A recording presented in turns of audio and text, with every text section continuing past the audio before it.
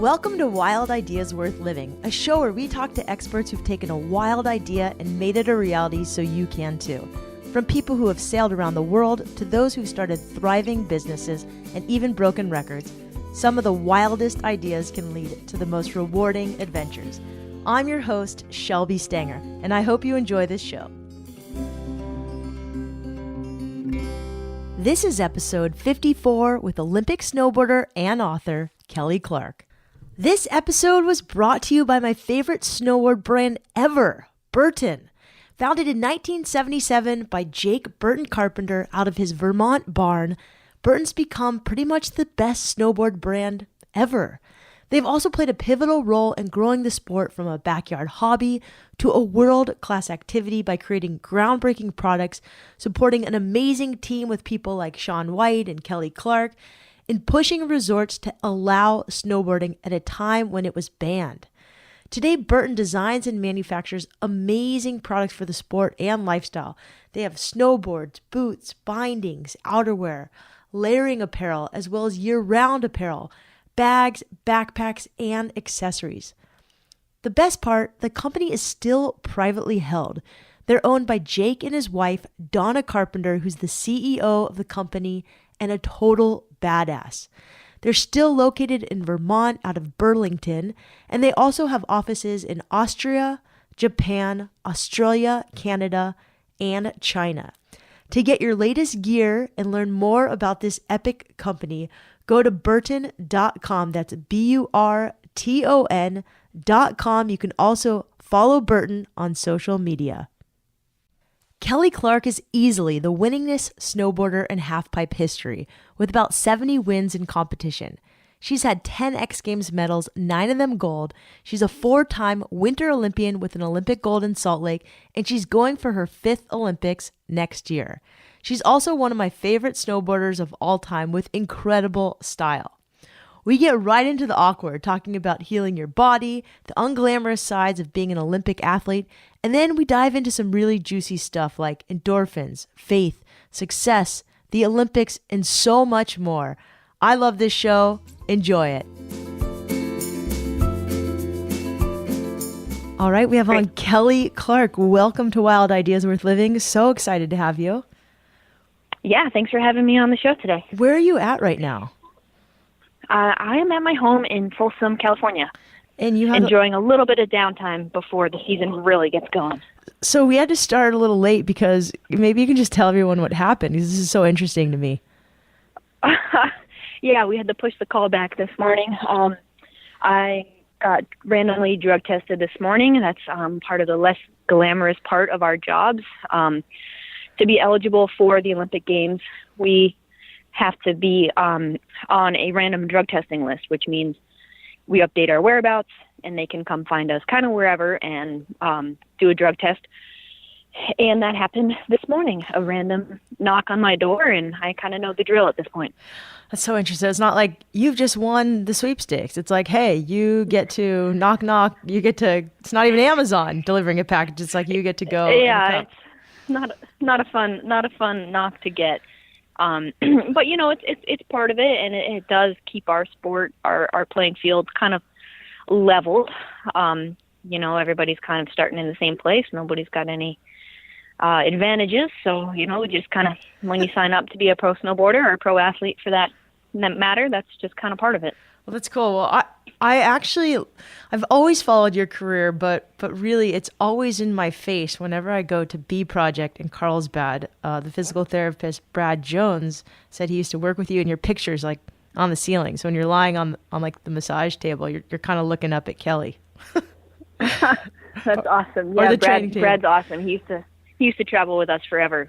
He's a great, talented, amazing physical therapist and great conditioning coach. He's awesome. I love that his business has been growing so much over the last few years. Oh, it's awesome. So I want to talk about, you know, your body first, because you are this, that sounds a little awkward, but I like to get awkward, I guess, on this podcast. So you recently, last March, had this serious hip surgery, and I read the fixes, and maybe correct me if I'm wrong, but it says repaired the labrum, the cartilage around the hip socket that holds the leg, and then you reattach part of the hamstring tendon that had torn away from the bone. So I'm really curious. You were out for 11 months or so. How did you recover? And maybe just take us back and then what got you through it? Injuries are one of the most difficult parts. Injuries are one of the most difficult parts of being a professional athlete. They seem seemingly out of your control, and you're kind of forced with just a simple program to just get better. And I've been a professional snowboarder for around 18, upwards of 20 years now. And this was honestly one of my first major injuries that I've had to recover from. And it was a little bit of everything. It was a little bit of genetics, a little bit of overuse, and a bit of a trauma injury. So once I took that initial fall, that really damaged the hamstring. And when we got the imaging, we saw what kind of shape my hip was in. And the end of my femur had flat spots in it that was tearing the cartilage. As I used my hip a lot being a snowboarder, ended up having kind of severe damage in the cartilage that keeps the hip socket in the femur in the joint itself. And then the hamstring damage and everything else. So I had to get it repaired in March of 2015. And that was the longest time I've ever had off snow, my entire snowboard career. So it was a really, really difficult recovery. Because I didn't have a hip replacement, I kind of like to say that it's like refurbished. I definitely got my hip refurbished. And because I kept all of my own body parts in my hip, the restrictions post-surgery were really, they were just a lot. I couldn't sit at 90 degrees for almost 4 weeks. Anytime that I wasn't on the bike or in physical therapy, my feet had to be tied together because any external rotation from my foot would damage the repairs in the soft tissue that they did. So the restrictions were pretty intense. It was definitely a low point in my career, low point in my life. And I just really had to trust the people around me that they said I would recover. They said I would get better. But I was bedridden for the first month post-surgery, completely codependent on other people around me. My brother and my friends who were taking care of me, said I was like a giant puppy, like no water past 8 p.m. So I didn't have to wake everybody up so they could take me to the bathroom in the middle of the night. That's kind of where I was at. Wow. I mean, even if I get injured, just if my knee starts hurting when I can't run and I'm out for a week, I start going nuts. Or if I can't surf because I hurt my shoulder, mentally it's usually more hard than physically. It sounds like there were some physical limitations that were pretty serious, but how did you get through the mental part of it? I'm always curious to know how, especially elite athletes like you, the most winning snowboarder pretty much ever, man or woman, what did you say to yourself? Like, what was your self-talk? It was tough. It was a really, when I say low point, it was a real low point for me mentally. And physically it was difficult, but I'm used to physical difficulties. But I really learned that, endorphins were a real thing, and they were a big part of my makeup, that was how my days were really balanced out. I'm so used to being active. I'm so used to those natural endorphins kind of helping set my mood for the day. And all of a sudden I wasn't happy all day, every day, like I normally am. I wasn't doing the level of activity that I needed to really sustain those endorphins. And I was depressed, and I just really struggled with it. And not to mention you're in pain and all the other stuff that goes along with it. That stuff I can deal with, but the mental side of things was tough. And I guess I just had to trust the people around me. That was how I got through it. My doctors, my physical therapists, my trainers, my friends, people simply told me I was going to get better. I was going to recover. Things weren't always going to be like this. And I just had to trust them. I'm an achiever. I'm a hard worker. I'm an athlete. I'm a goal setter. So I could set goals in physical therapy, but I really just was in an unfamiliar spot. And I just had to trust the people around me that I would recover, that I would get better, that I wouldn't only be able to, get out of bed, again by myself, but I'd be able to snowboard. And I guess it caused me to really redefine what success looks like for me, the week before surgery, I was at the U.S. Open, and success for me that week looked like getting on the podium. And all of a sudden, the next week, I couldn't stand up by myself, and so success, looked a lot different, and I had to change the way that I measured success.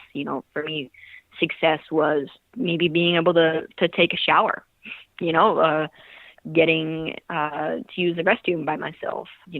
Those sort of things became the high marks of my day, no longer standing on the podium. It was simply, maybe walking a little bit better, not having as much pain, getting a little bit more flexion in different areas as I rehabbed. So I'm really curious, where are you at right now, and how long ago was surgery from today? Surgery was in March of 2015. So I'm about a year and a half, roughly, out of surgery. And they say you kind of fully recover from that type of surgery after about 2 years. But this last season, I started competing again. I started competing in January. So that was about 9-10 months after surgery. I started my first contest. And I would say I got back to 100% in February. So about 11 months until I really felt like myself on my snowboard. And, the rehab and the work that I did and all the fitness stuff and all the training and everything and all the post-snowboarding physical therapy sessions every day on the road, I got to a point this last spring where, working on my hip after a day of snowboarding was just kind of what my physical therapist and I did. We're like, okay, let's treat the hip today. Let's stretch it. Let's get it moving. Let's do all the damage control we need to do. And I honestly, this spring, we got to a point where out of habit, we would go to do some physical therapy on my hip after snowboarding. And we were like, well, it doesn't actually need it today. Wow, I don't actually need it. And so I've honestly gotten to the point where I don't think about it much anymore, which is so hard to believe based off of where I was. You just think, you're never going to get better or things are always going to be like this. And I honestly don't think about it. People come up to me now and they're like, hey, how you feeling? And I'm like, well, I feel okay. Why? They're like, how's your hip? And I'm like, oh, my hip. I honestly don't think about it much anymore. It's just amazing how far I've come. And I started winning contests last year. I won the Olympic test event in Korea last season. I won the Mammoth Grand Prix. I'm honestly back to where I need to be. And I think I didn't realize how much pain I was in and how debilitating my hip was. And I kind of thought I was just getting old. People will tell you like, well, you are a 33-year-old snowboarder, 34-year-old professional snowboarder. This is kind of what it's like. And I was kind of like subscribing to that. And now my hip is fixed and I honestly feel better than I felt in years. And I wasn't just getting old. I was actually injured. I'm happy to say I'm fully recovered. Awesome. And I'm not only going to continue to have a successful snowboarding career, but I'm going to have a successful and good quality of life when I retire from snowboarding someday as well. So what's like one of those tests? Can you share one of them? Yeah, I mean, just kind of basic conditioning stuff. Snowboarding is a really interesting sport because like many action sports, if you call it a sport, some people even cringe. There's such a lifestyle and a culture that goes along with any sort of action sport, and snowboarding is definitely one of those where it's been in this transition where it's really gone from being this lifestyle and this culture to becoming an Olympic sport to becoming a sport at all. And so, when I started working with the U.S. team and my current conditioning coach, it was like, all right, we're going to get you ready for snowboarding, but we don't really know how to get you ready for snowboarding. There's no data. We don't know how to train snowboarding athletes. We know how to train baseball players and football players and even ski racers, but we don't even know what kind of muscle groups we should be focusing on. And so I kind of started that journey in 2010 with them where we just started developing me as an athlete. And I just started investing in that part of my career actually in 2010 when we first did some of the tests, which is like force plate testing, body comps, kind of like a symmetry check to see, Got it. If you have a dominant left or right leg, different mobility or lack of mobility. and then a VO2, cardio lactic acid test, stuff like that are some of the tests that we do. And when I first started doing this, I asked, after my first time getting tested, I asked what my test results meant, and they said, "Wow, you're really mentally strong." And I said, "What?" And they said, "Yeah, it's amazing. You've been to 3 Olympics now, and you have 2 medals, and you have like next to no athletic ability." And I'm like, "What?" I just almost spit out my tea. That's Sorry, that's like funny. telling someone like you have a nice personality or you have inner beauty, and that's basically what they told me. And Wow. I could have been super offended, or I could have just thought, this is a huge area for me to invest in my snowboarding career. And rather than be offended, I just looked at it as an opportunity, and I said, all right, I'll give you 4 years. I'll work and I'll train, and we're trying to develop what it looks like to train a snowboarder. And as I did that, I entered into the 4 most consistent years of my snowboarding career, where I won, 86% of the contests I entered during that 4-year stretch from 2010 to 2014. And I was the only person on the U.S. team not to have an injury that required surgery during that time frame. So, the durability and the sustained success that I experienced from investing in the fitness side of things was just plain to see. And I think that's definitely contributed to my long career, to my consistent career. Snowboarding is a technique-based sport. The strongest athlete isn't necessarily going to win the snowboarding contest, but the strongest athlete is not going to get hurt, and they're going to have success, sustained over a long period of time. And I've continued to develop my technique and everything that I need to, but at the same time, I've just invested in the fitness side of things, and it's helped me recover from this hip surgery and be the strongest I've been at 34 years old. I would love to know what a typical training day is like for you now. Every week kind of changes based off my schedule and where I'm at in kind of my strength cycle, but it consists of 2 strength days, 2 agility days, and those days all have kind of core and mobility mixed in. And then I have 1 long cardio day and 2 short cardio days. And so I have 2 days off a week, and some of those sessions kind of double up on each other. It ends up being, some days I have 2 sessions a day. And it's not like I'm working out to get huge. I'm working out to get strong, be durable. And for me, I just don't want to be limited physically. I don't want to be standing at the half pipe being like, wow, I wish I was stronger. I wish I could do this. I wish, I had prepared better. And that's something that I've learned, through my Olympic experience. There's a big difference between being prepared and having potential. And I always want to be within my ability. I don't want to have to land the run of my life to make the podium. I want to have a really high standard. I want to, not do tricks because it's an Olympic year or an X Games final. I want to do it because I want to, not because I have to. And I think that kind of approach is kind of led me to prepare more than other people and spend more time on the front end, making sure my snowboarding is where it needs to be. Because when you're at the edge of your ability level, it's not fun.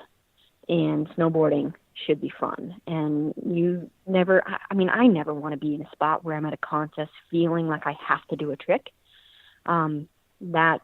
If that was how it was for me, I would have stopped snowboarding a long time ago. I want snowboarding to be enjoyable, and for it to be enjoyable, I've got to prepare. And if I get ready well enough, I can hit my potential and enjoy myself. If I didn't enjoy what I did, I wouldn't still be competing after 18 years. It's important. Not every day is fun, but every day should be enjoyable. Yeah, I love that. And I think that's a really good message for life too. So how many hours a day are you training?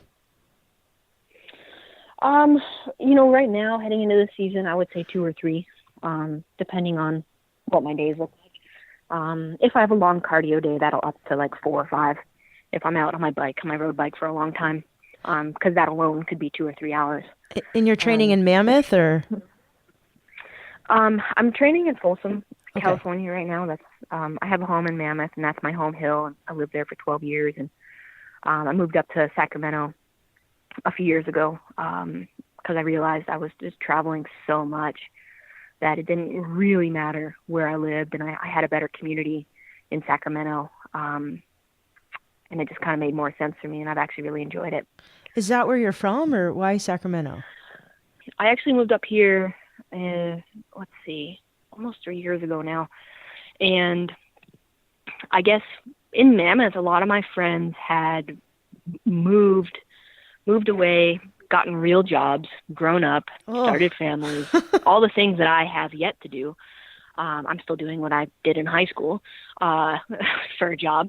And I just realized that I just didn't have the crew that I had. And I had a lot of friends who were moving up to Sacramento, to Folsom, to plant a church. I had done speaking events with this Christian youth organization since 2008 called Jesus Culture. And they were planning a church in Sacramento. And all my friends were moving here. And it just kind of seemed like, well, that could be a fun group of people to do life with.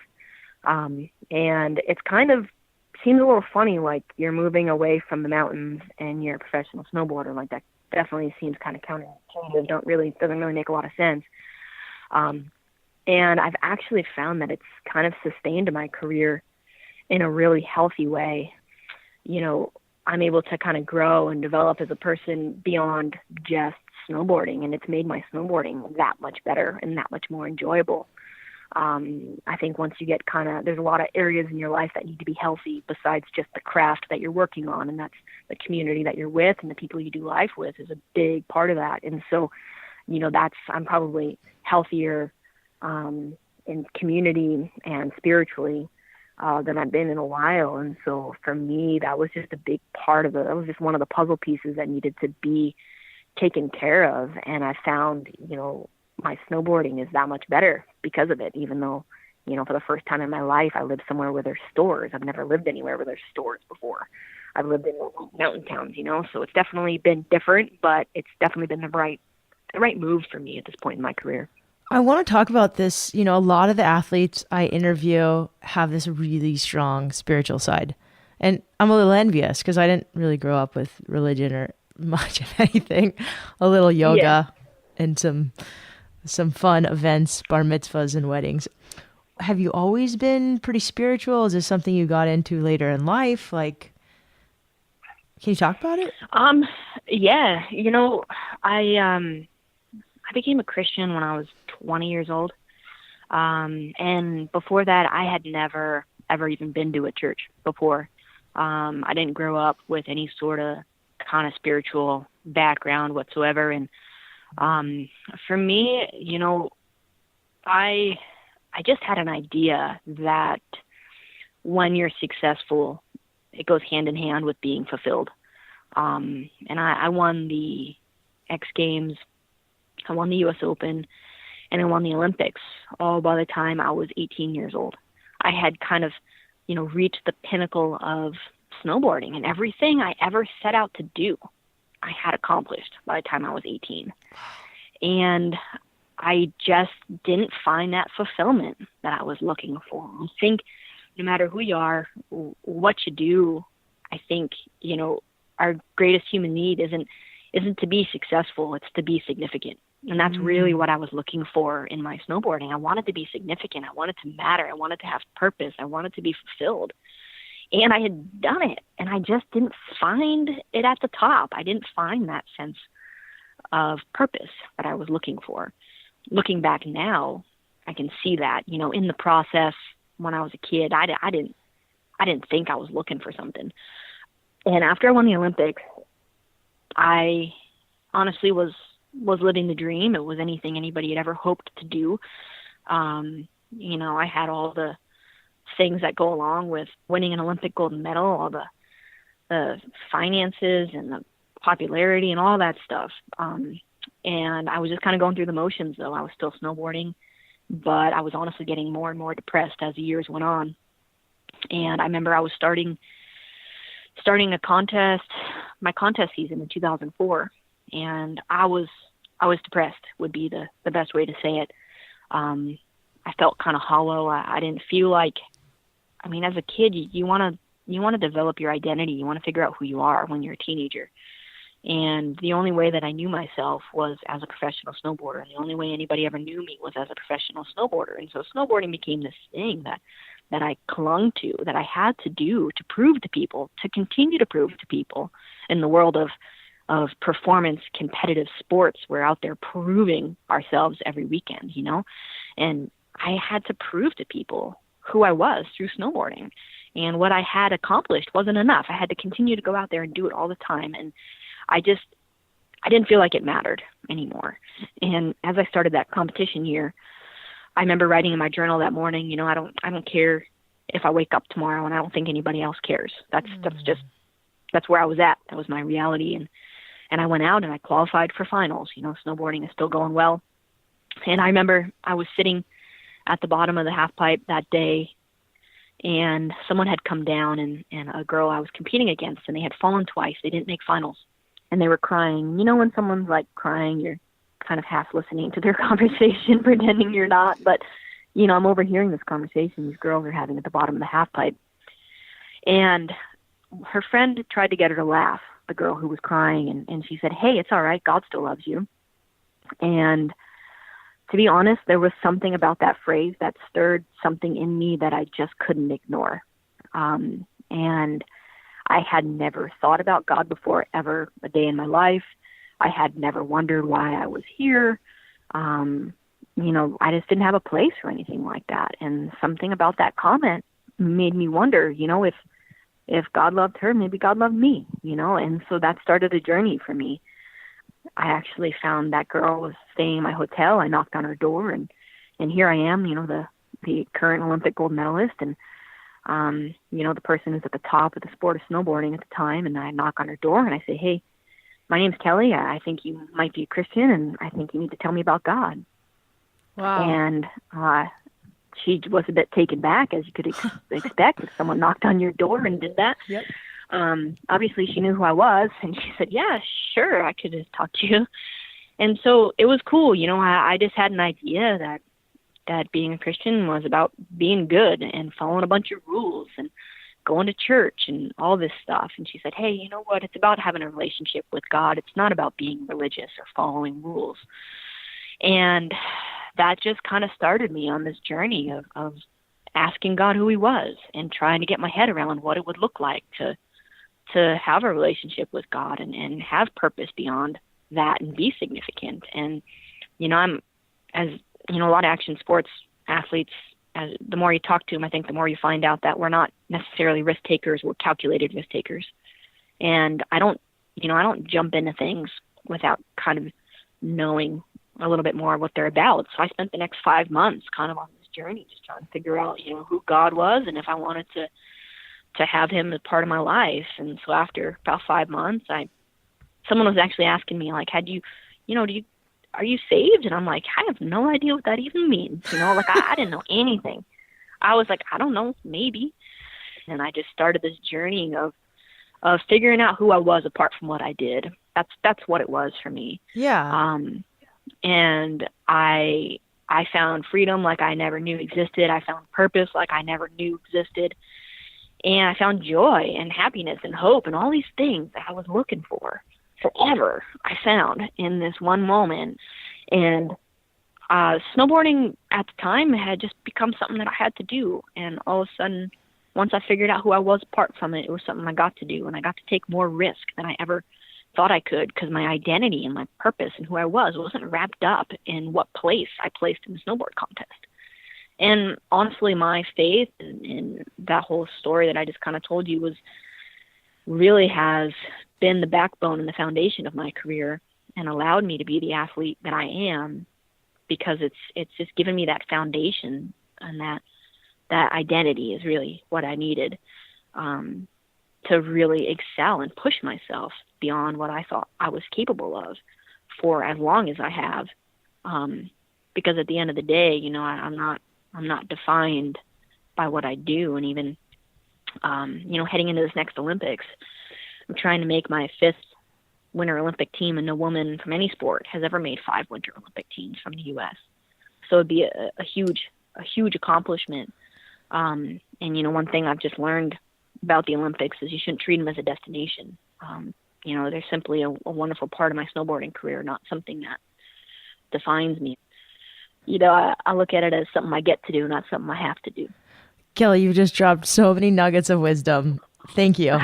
I usually don't shut up this long, so I mean, you've captivated me. So, I think one of the biggest things you said is I'm technically Jewish, and I just really related to this part where you said, you've tried to figure out what you learned through spirituality is who you are apart from what you do, and loving that part of you regardless of what you do.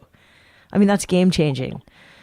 That's the biggest thing I've learned. Like, if I could tell other athletes, I would just really encourage them, like, figure out who you are apart from what you do, because you can waste so much time and energy and years just, going through the motions and really figuring out what motivates you.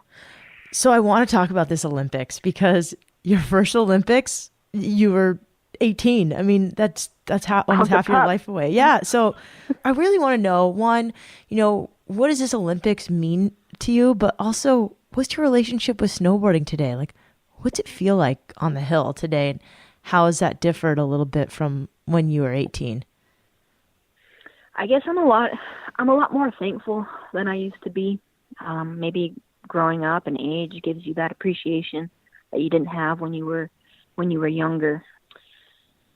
But, heading into this Olympics, I guess even wrapping up my last Olympics in Russia, before you even get out of your boots that night, people always seem to be asking, so are you retiring? Are you done? Are you finally finished? And that was a big question that I got finishing up the Sochi Olympics in 2014, and it caused me to really ask myself, like, what is next, and why am I still here, and what do I want to accomplish? Like, the more times I got asked it, the more it caused me to really examine, how I really did feel about snowboarding and about competition and about my future.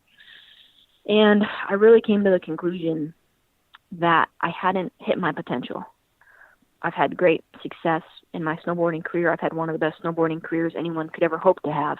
And it's been one of the great privileges of my life to work with such amazing companies, to be part of such an incredible industry and sport, to do so well, to represent the U.S. in 4 Winter Olympics. There's so many wonderful things that I've accomplished. And I guess for me, if it was about winning things, like, to be quite honest, I probably should have stopped a long time ago. I've accomplished more in the sport of snowboarding than anyone could ever dream of doing.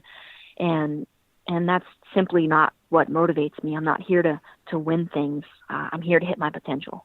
But I look at the young women that I compete with, and a few years ago when some of my peers started to retire, I transitioned and I was no longer a peer, but I was in this mentor role that was different and was new. And I realized that, I competed in a World Cup in New Zealand this summer, and the 2 young women on the podium with me, if you added up their ages, it equaled mine.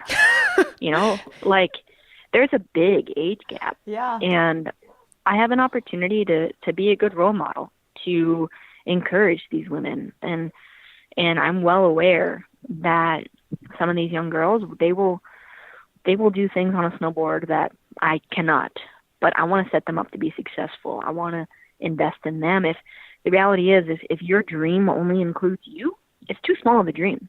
And for me, my dream has been expanded in these last few years, where I want to do my best. I want to hit my potential. And yes, I will be at every contest gunning for that top spot like I always am.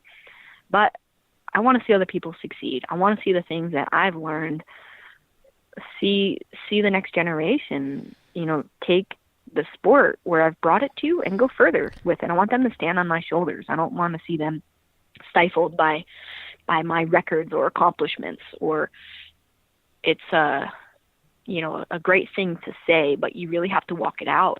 It's the ultimate heart test when you see other people succeed. Kelly, you've shared so many just beautiful nuggets of wisdom, and I'm so thankful for your time. I want to really quickly ask you about your foundation. You have this foundation that has awarded more than $125,000 in grants and scholarships for athletes across the country over the last 6 years. That's a ton of money. Maybe you can just really briefly just tell me, what's been the best part of helping these underprivileged kids achieve their dreams? I mean, my foundation is just kind of an extension of all the things I've just been talking to you about. If I say I care about the next generation, my actions should kind of display that as well. And so that's what I've done in my foundation. And I just wanted to create opportunity.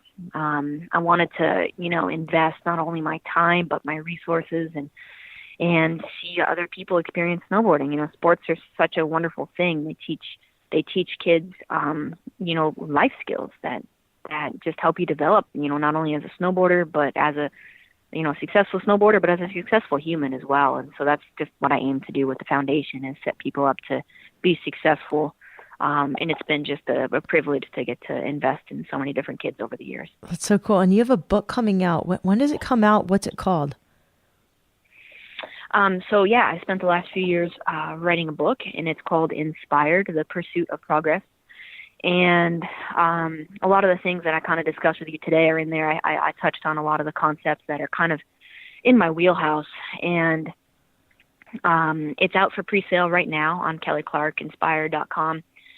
And it's going to be coming out December 19th. And it's a book on motivation. It's not a sports autobiography. It's told through the vehicle of snowboarding, but it's kind of things that I've learned over the course of my career that'll help people be successful in their own lives. And it's been really cool. I'm not this huge personality. I don't live every moment of my life on social media. You can't see what I'm eating for breakfast that day if you follow me.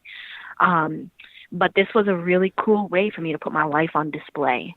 And that's what I really tried to do. I tried to make my life the message, and I tried to put my life on display and show people how I'm motivated, how I think, what my process is. And in the book, I set out to redefine how to measure success and help people learn how to measure it in a healthy way, how to navigate fear, how to deal with disappointment, how to be authentic and live consistently, how to impact the world around you instead of have it impact you. And it was just a really enjoyable experience. And as it's on pre-sale right now and heading to retail, I'm oddly aware that people are going to be reading it. It's definitely a vulnerable position to be in, but I'm really excited for people to read it and ultimately to see it impact people in a positive way. That's what I want to do. I want to take the things that I've learned and give it away. And I just want to make sure that the sport of snowboarding, and the culture and the industry I'm in is better because I was a part of it. And that's part of this book. But at the same time, if you don't know anything about snowboarding or sports, you're still going to be able to get a lot from this book. And the book isn't faith-based, although I'm transparent in my faith and what my beliefs are. But if you don't think like me, if you don't believe like me, you're still going to get a lot from this book. I tried to just make it approachable. That's cool. And it was a really fun project, so it'll be cool to see where it goes. Well, I'm excited because this podcast is actually going to come out about a week before your book comes out. We try to get ahead of schedule on this. So I'll put this in the holiday gift guide. I'm excited to read it and order it. So thank you, Kelly. Okay, we're gonna go to the quick and dirty round. So this is the round where I ask you kind of pretty quick questions. But the first one I want to ask you about is surfing, because you're a surfer, which I love. So where do you surf? What board do you ride? Let's see. I grew up living in Block Island, Rhode Island in the summers. Nice. On the East Coast. Mm-hmm. And I started snowboarding when I was 7, and I had a boogie board, and I started standing up on that probably when I was about 10. And so I finally got my first surfboard when I was around 12. I just fell in love with it. I think once you figure out how the ocean works, once you're standing sideways, it's pretty similar to snowboarding. And so I don't get to surf as much as I would like to. Primarily now it's designated for surf vacations. My most recent surf trip, I went to Morocco a few weeks ago. And that was incredible experience. I would highly recommend it. Wonderful country, wonderful people, really fun waves. I loved it. And I ride a 5, 6. I have 2 boards that I love. There's the Almeric Channel Islands New Flyer. Yep. I had a Flyer when I was young, and I got the New Flyer, and oh my gosh, I love that board. I think that's maybe a 5.8, and then I have a 5.6 pod as well, also Channel Islands, and that's got a bit of a broader nose, a bit easier to paddle. If I haven't been surfing in a while, I take out the pod because I can get into more waves quicker, just because I'm typically out of shape when it comes to surf paddling, and I just want to have a fun time. You still ride pretty tiny boards. That's awesome. What's your favorite snowboard trick right now? Favorite snowboard trick? I mean, it's always backside air. Methods are my favorite trick. They're timeless and enjoyable any day, all day, everywhere. What's your go-to gear when traveling? Like any things you take on the road that help with jet lag, or you just have to have with you at all times? Let's see. I travel pillow, pretty normal stuff. I don't think I have too many weird things I travel with. Oh, you know what is a little bit weird? I travel with a pour-over coffee drip and a reusable filter and my own coffee. You never know where you're going to end up, what kind of coffee machines they're going to have in the condos or the hotels that you are. So good coffee is a priority for me, and so I travel everywhere with that. I'm going to send you a thing of coffee then. That's awesome. I like to send my guests little gifts. So I heard you make a mean pizza. Oh, yeah. I grew up in a pizza shop. I grew up living upstairs from a pizza place. So pizza is like my go-to, like anywhere. I'm like a pizza connoisseur. I can tell you the best pizza in any mountain town, probably around the U.S.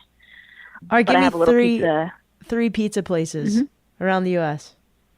Around the U.S. All right. There's a little place in Snowmass Village, in the village. I can't remember the name of it. It's in the where the post office is and where the grocery store is, right in their little town village. There's a really good pizza spot there. And then, wow, I was talking such big game, and I'm just drawing blanks right now. That's okay. In Mammoth, you can go to Campo. That's a really good pizza spot. And then, well, I guess I would be kicked out of the family if I didn't say TC's Family Restaurant in Mount Snow, Vermont, where I grew up. So those are my 3 picks. Oh, that's great. And what's your go-to kind of pizza to cook? Favorite pizza to cook is prosciutto and arugula. That is my favorite all-time pizza.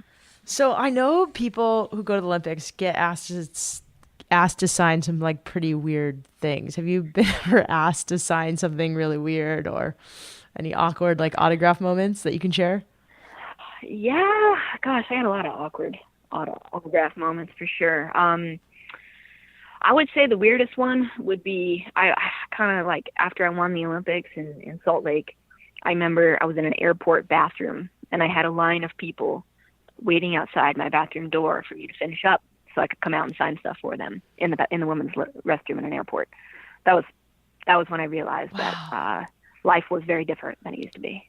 Wow, that's amazing. That's so awkward. Pretty weird. So awkward. What books do you love or gift most often? Let's see. Good books. One of my favorite athlete autobiographies is Andre Agassi's. Oh, I love that called one. Open. Yep. I love that book. It's a really great book. And then kind of like a fun read, there's a book called Unbroken. They made that into a movie a few years back. Yep. That is an excellent book. I love that one too. Any advice to others so they can live more wildly? I mean, people listening are, they just want to live more wildly. They want to be happier. They want to maybe not quit their job, but just be a little bit more adventurous in their life, have a little bit more fulfillment. I think I'd go back to that preparation thing, man. A little preparation goes a long way. Whether you just want to be a recreational snowboarder on the weekends, like put a little time in the gym before you go and allow yourself to have a little bit more fun and not get hurt when you're up there. There's just that little bit of prep, whether it's, reading a good book and getting your head around what motivates you or how to deal with hardships, or just getting more time in the gym. Like I would just say that preparation will allow you to really excel and live a bit more wildly and be a bit more confident on the other side. Kelly, thank you so much for sharing your wild ideas and your story with us. I hope you kick ass at the Olympics. I hope you sell 1 million books. We're going to definitely link to your books in the show notes and tell everyone to buy them. Where can people find more of you? Go to my social accounts. I am the Kelly Clark on Instagram and Twitter, and I think a public figure on Facebook for Kelly Clark. And then you can also check out my foundation, which is kellyclarkfoundation.org. And that also will link you up to my book site. But check out the book. I think if you liked what I talked about today, something kind of intrigued you and caught your attention, I would really encourage you guys to check out the book. I think there's a lot of things in there that will help you really hit your potential. Well, Kelly, I can't wait to surf with you. When you come to San Diego, I've got a little 5'8" Almeric that you can ride. And perfect. I won't even have to carry my board. You don't have That'd to carry your great. boards. I've got tons of boards for you, and we live on the beach right now. So thank you so much, Kelly. I totally appreciate it. Yeah, thanks for your time today. I highly recommend getting Kelly's book. There's a beautiful intro by Donna Carpenter, the CEO of Burton. And speaking of Burton, you can also get new snowboard gear, a new snowboard, pants, thermals, jackets, right now at burton.com. They make incredible gear that I wear and love. You should be able to watch Kelly in the Olympics coming up next month. She is one amazing human with awesome style. Thank you for listening to this show. I think we're going to make it to 55 episodes the first year, and it has been one wild ride. I really appreciate your feedback, your comments. I especially love the reviews on iTunes. This podcast has been a labor of love.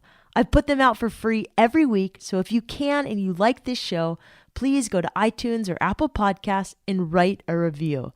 That's what helps this show grow. Thank you again to Burton, to Kelly Clark, to Stephanie, and to her team, and to you, listeners. Seriously, this has been so much fun. Thank you for all of your feedback, your comments, your emails. I really appreciate it. Wherever you are in the world, always remember the best adventures often happen when you follow your wildest ideas. We'll see you for the final episode of the year next week.